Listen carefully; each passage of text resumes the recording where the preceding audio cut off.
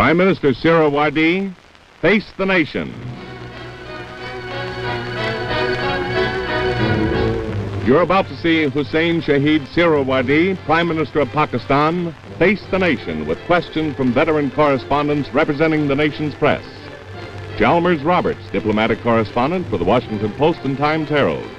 Bill Downs of CBS News, and John Madigan from the Washington Bureau of Newsweek. And now substituting for Stuart Novins from CBS News and Public Affairs, the moderator of Face the Nation, George Herman. Insofar as Western policy is concerned, one nation forms the land bridge between the troubled Middle East and the potentially troublesome Far East. That nation is Pakistan, a Muslim republic which faces Iran and the Arab world on one frontier and Burma and the Asian world on the other.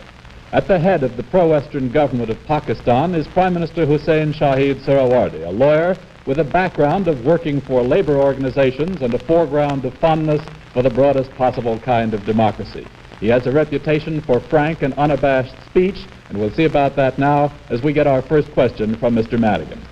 Mr. Prime Minister, what have you and President Eisenhower accomplished in your conferences that could not have been effected at the ambassadorial level or through meetings of our State Department with your Foreign Office?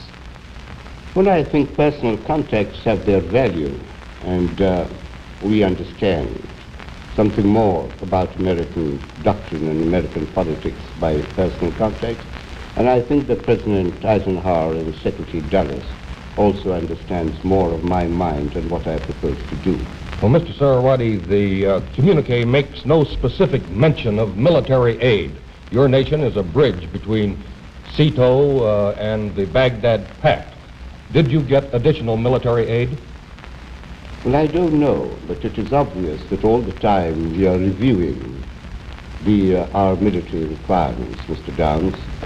The position really is that we are not seeking military aid in such quantities as it may make it difficult for us to digest all the aid that we get. We want just enough military aid to save us from aggression. You did ask, sir, while speaking to the President and the Secretary, for some additional military equipment. Is that correct? Well, we have assessed. All that I can say is this, as we are doing, we are continually assessing our requirements. At the present moment, my view is that we have not received sufficient military aid. Well, the communique that you issued with the President jointly speaks of serious financial pressures on your government due to maintaining your military forces, which are allied, of course, with American forces in two specific pacts out there in your part of the world. What do you mean by that? What are those financial pressures, and what are you asking us to help you do to relieve them? Well, Mr. Roberts, the position is that our revenue and our income is not sufficient to maintain our military equipment at a proper standard. When I mean a proper standard, it is not sufficient to save us from aggression.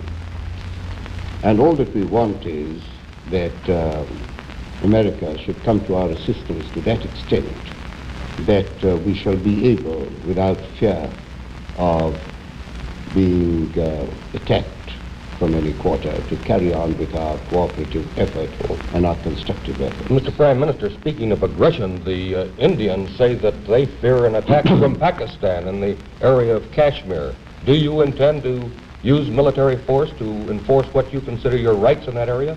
Obviously not. We are not fools. The Indians are tremendously, very much stronger than we are. It was the Indians that moved their forces on the borders of Pakistan twice. Once in 1950, another in 1951. We never moved our forces at the borders against them. Mr. Prime Minister, you have just said in this communique with the President that you have pledged to try to solve this Kashmir question with your Indian neighbor peacefully. Yet, in a speech which you made in your own parliament not long before you came here, you said that you had reached in your approach to the United Nations our very last throw of the dice. We cannot continue to live under these conditions. You have been unable to solve this directly with the Indians. What do you mean by that? How are you going to resolve it? I'm afraid, Mr. Roberts, you've misunderstood me. I've said that so far as our relationship with India is concerned on the Kashmir question, we have tried to resolve the question by mutual conversation and contacts, but we have not reached any conclusion. Consequently, we have approached the United Nations now, and we expect that the United Nations will do justice. You feel, Mr. Prime Minister, that President Eisenhower is going to give you, through the United States, in the United Nations, strong backing to try and get the demands? Well, I am certain about it.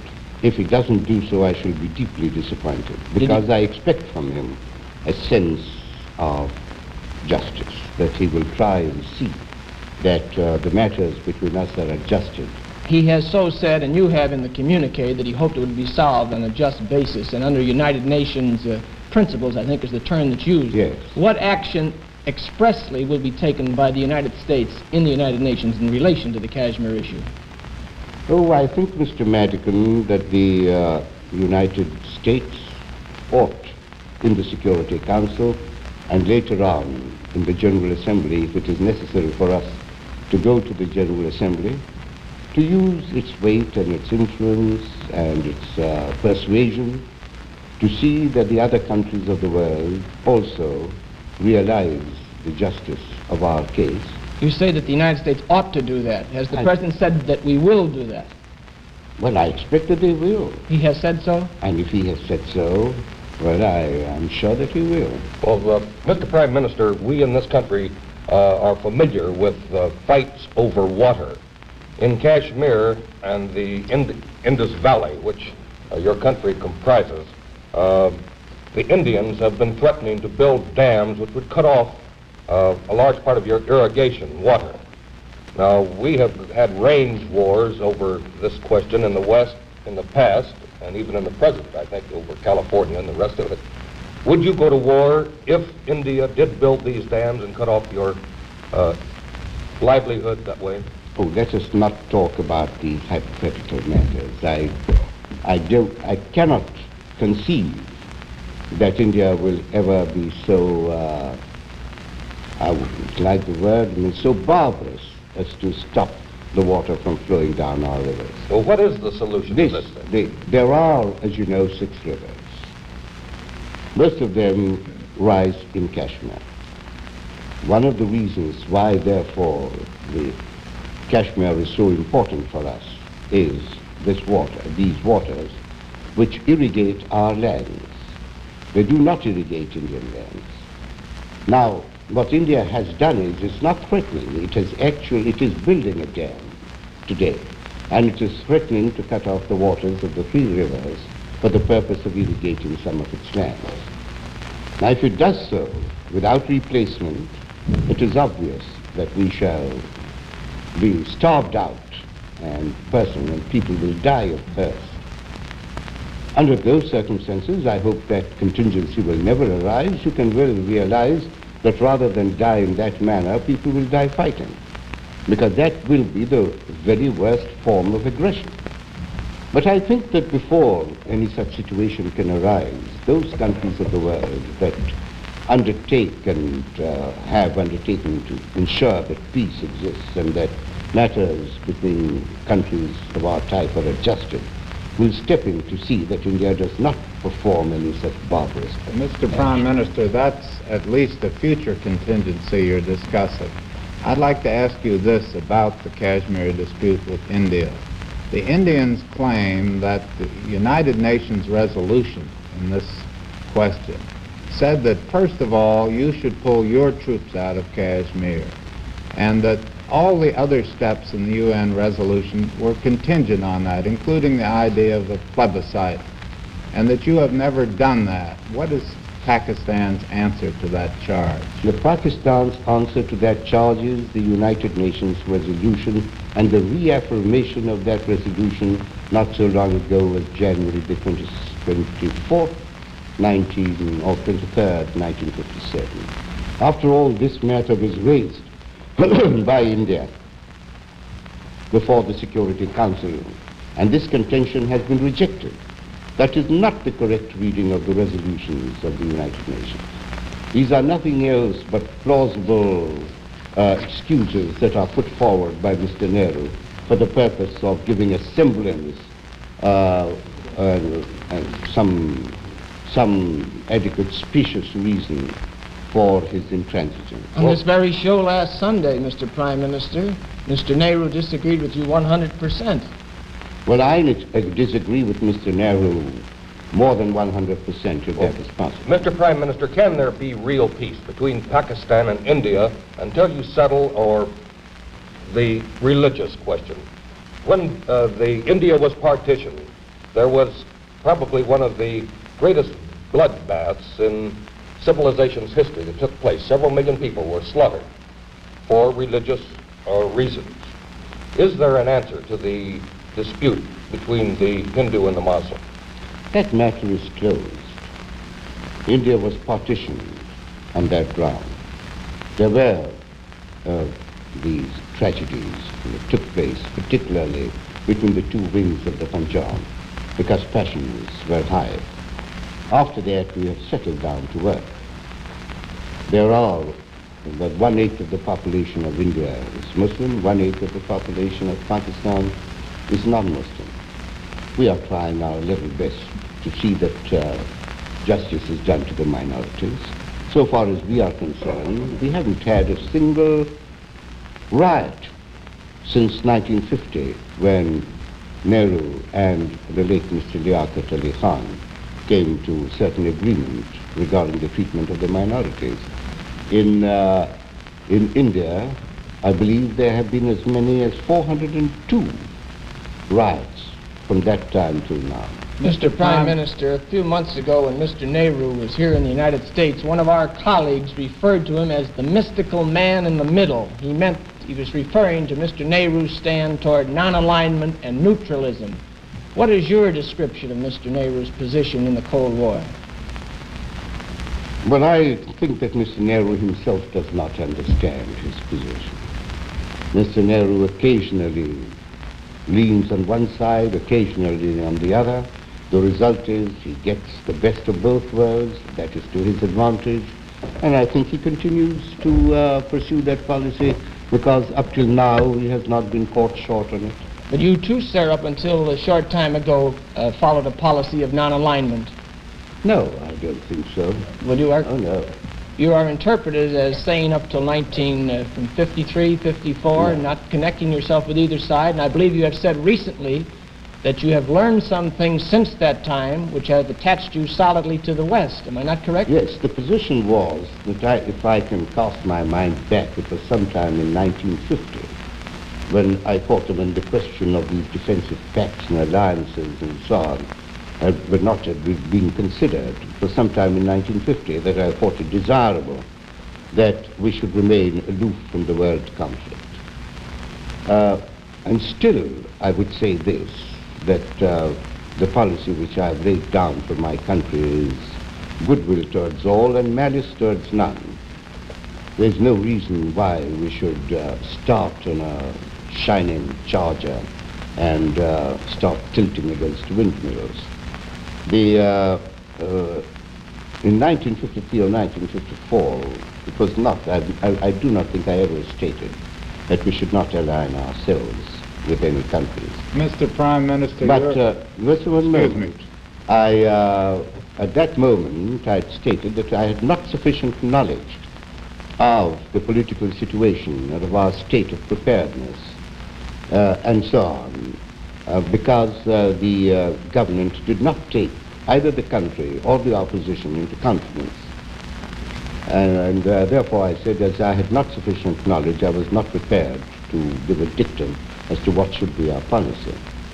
As I said that recently, I have come to know more about the situation, and I am perfectly satisfied that the only manner in which Pakistan can be saved from aggression and the security of the Middle East can be assured is through these defensive threats into which we have entered. Mr. Prime Minister, some of the cynics say that the reason Pakistan has joined these pacts with the Western countries, especially the United States, has to do, in part at least, with reasons other than military ones, that they have to do with economic reasons, that in fact your budget is supported to some 40% by the United States. Is that correct? Well, our budget is supported to some extent, but that is not the reason why we have joined the United States. We were in the same boat, as you may call it. We fought in the same manner on account of the very religious fundamental principles that we profess. Therefore, this has nothing whatsoever to do with the economic situation. After all, if the United Nations is assisting us, as it is assisting 40 other countries, that's an entirely different matter. But we are not selling our independence, or our independence of thought, or even independence of action, except for these economic reasons and for aid reasons. Well, Mr. Prime Minister... Well, should the United States choose to cut it off, we shall still continue on the path which you have Is chosen. 40% a correct figure of the amount of your budget which comes by one means or another from in the form of American help? Well, no, I don't think so.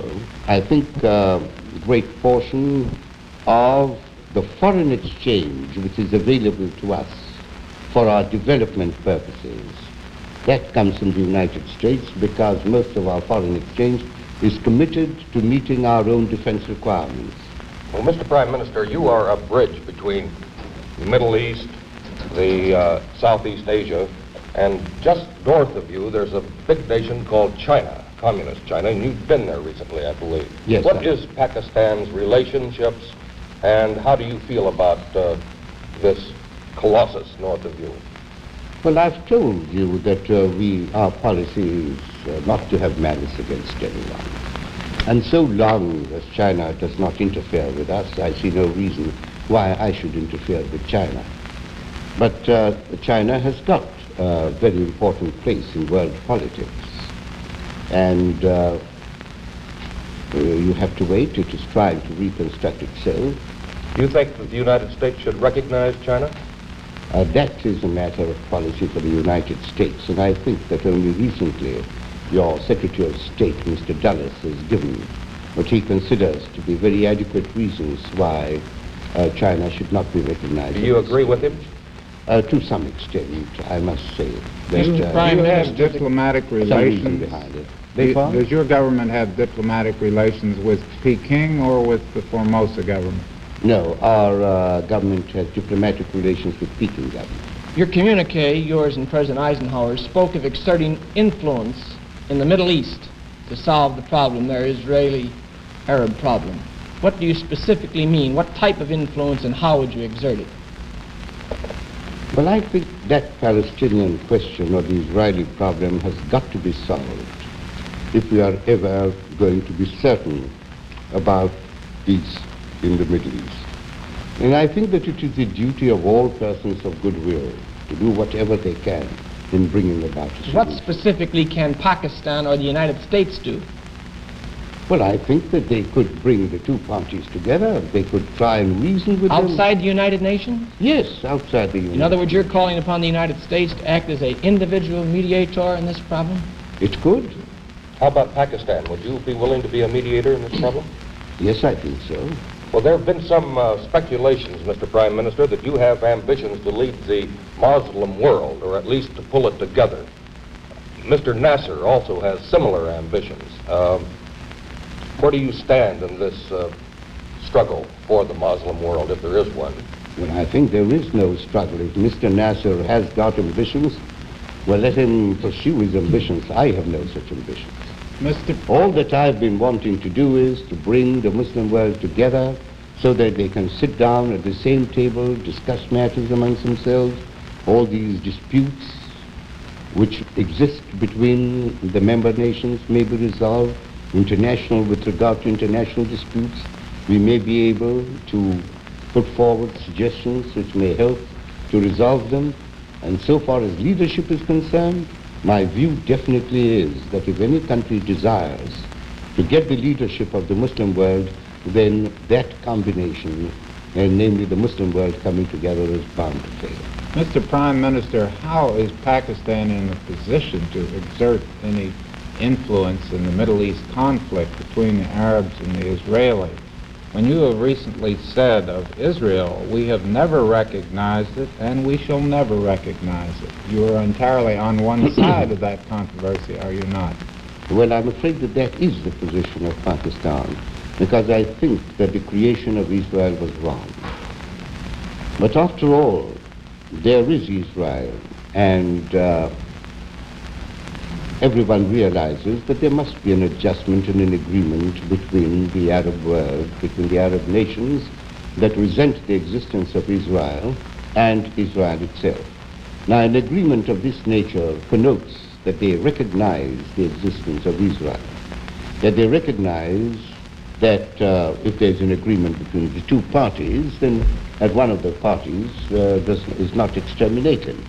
You would advise all the Muslim nations to accept Israel as a fact of life? I'm afraid there's no other alternative. But there's no reason why Pakistan should recognize its existence as something that it's a fact. It's a very unpleasant fact. Mr. Prime Minister, doesn't your discussion here regarding China, Israel, Egypt, all these countries, the United States, Russia, you say don't tilt at windmills, don't start a war. Does this not place you a little bit in a position of, similar to Nehru's, of non-alignment, like everybody? Oh, no. No. On the other hand, we say this, that if there is aggression in respect of any of the countries with which we have agreed, it will be the duty of Pakistan to enter into the fray. Well, you're saying then that all these pacts are only defensive pacts, they are defensive, and that no moral or economic pressure should be brought to bear on any of the parties in the communist sphere of the world. Well, I'm sure that that must also be the policy of the United States. Is it your policy? Not to have aggression. But is it your policy to bring other pressures to bear on these nations? Well, I think, as I do not believe in their ideology, I think that we should try and see that they conform more to the things that we believe in. And possibly there are internal pressures, as you can see, now visible in these countries, from which one can hope that there is going to be a change in the internal policy of well, Mr. Prime Minister. Excuse me, Bill. Mr. Prime Minister, you personally are pushing for wide general elections in your own country, yet one of your neighbors to the south, another distinguished Muslim leader, Mr. Sukarno, has said that he thinks that the people of Asia are not yet ready for this broad kind of democracy. What is your answer to that? Well, Mr. Sukarno might speak for his country, but not from ours. I think that we are. I think that the British have given us sufficient background, Mr. Herman. They have brought us up in that atmosphere of democracy. If I may follow your line of thought, then you do not feel that the Dutch people gave the Indonesian enough of that kind of background. I wouldn't like to go into the internal history of Indonesia. Oh, Mr. Prime Minister, do you fear in your own country an ideological invasion from the north? In other words, do you have a political threat of communism in Pakistan? Well, I must say that attempts have been made to infiltrate into our country, and there has been a certain amount of spread of communism, and unfortunately, communist countries themselves have not, to that extent, directly interfered in that or have infiltrated, but have utilized neutralist countries. You're saying, are you saying, sir, that this communist threat of subversion is coming through the Indian Communist Party rather than centering, say, at the embassies of the Soviet Union and the Chinese communists? Well, it's rather an embarrassing question, you know. But there is no question about it that there are Indian agents in our country that are preaching communism amongst our people. Well, Mr. Prime Minister, recently our ally Britain changed her mind, or at least diverted from our policy to liberalize her trade with Red China. Are you also going to liberalize your trade with Red China? Well, we have been trading with Red China to some extent. We have been selling it our cotton. We have been taking from them coal, which we need. I do not think that our trade can be of such a nature as can be considered to be of strategic value to China. At the start of the program, Mr. Prime Minister, you spoke of personal contacts with President Eisenhower, said they're good because it would dispel certain doubts. What doubts did you have concerning the United States or President Eisenhower? Did I use the word? You didn't use the word doubts. No, you I said, didn't you said use the word doubt. Not clear in each other's minds what you were thinking or what the United States was thinking. No, on the other hand, possibly we were more confirmed in our views as to our attitude. And Did you get everything you wanted while you were in Washington? now, I didn't come here for anything. Got everything. That's something that's gone wrong with you all, to think that anybody who comes here with the idea of wanting something. But surely coming here and talking to your leaders means that I can also contribute something in the matter of thought. That wasn't said in a term of derogation, Mr. Prime Minister. It meant that the legitimate desires that you might have. Well, we all know the position and the relationship that exists between us, and that's that. Surely we come here in order to make friends and to know the people more and to have personal contacts, know something about the civilization and culture of your country. You can want a meeting of minds, is what you're saying, not merely material things. Well, I should put it like that, Mr. Roberts. That's probably correct. Can I ask? mean, it's true. I don't place myself on a par with the United States by any means. The United States is a very great country, and it has given a certain moral philosophy which did not exist before. Namely, a country helping other smaller countries is something which people did not realize could be done. I'm afraid that's all the time we have, Mr. Prime Minister, and thank you very much for coming here to face the nation. Our thanks also to our panel of distinguished newsmen, Chalmers Roberts of the Washington Post and Times Herald, Bill Downs of CBS News, and John Madigan of Newsweek. This is George Herman. We invite you to join us again next week for another edition of Face the Nation. Our program today originated in Washington.